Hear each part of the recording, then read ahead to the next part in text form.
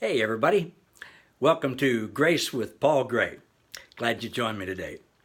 I'm going to talk for the next several days on what can we do.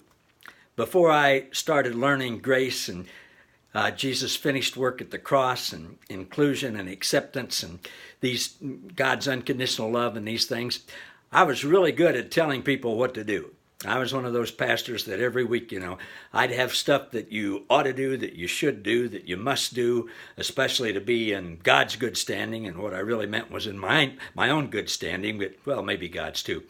And of course, once we understand true grace, a big question is, wow, now what do we do?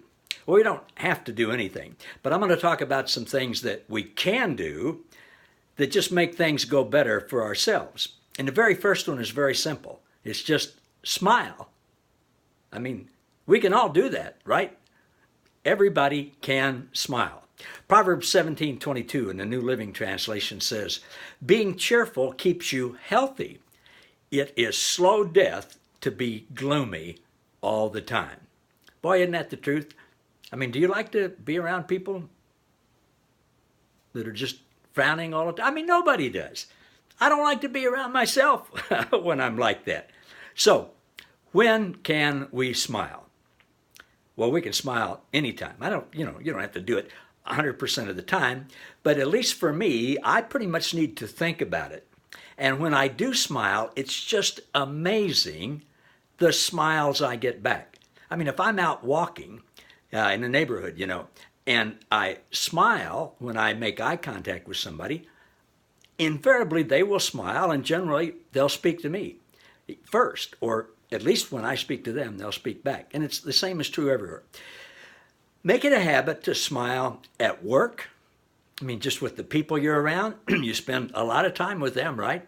If you're teaching, make it a point to smile with your kids. Don't just be serious all the time. Smile with teachers in the break room. That can be a pretty sad place sometimes. It can be in any business, I guess. Smile when you're at play, when you're out just doing fun things. Smile when you go into stores to buy, especially the clerks. They have a hard job. Man, post offices. Smile. I've really found if you smile and are cheerful and engage the person at the post office who's waiting on you, that makes a huge difference to them. They don't get that very often. Of course, smile when we're with our friends. Smile at restaurants, at just any place that you are.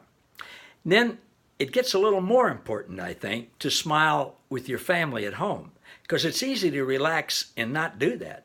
It's easy to think about, well, I need to do the laundry, I need to clean this up, I got to write this, I got to study this, I got to do that.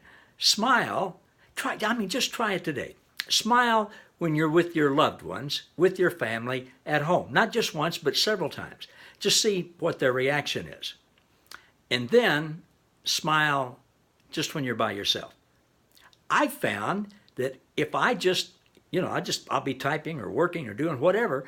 If I just smile myself, I feel sort of a little adrenaline rush. I just feel better. I feel happier. And you know what? Smile when you look in the mirror.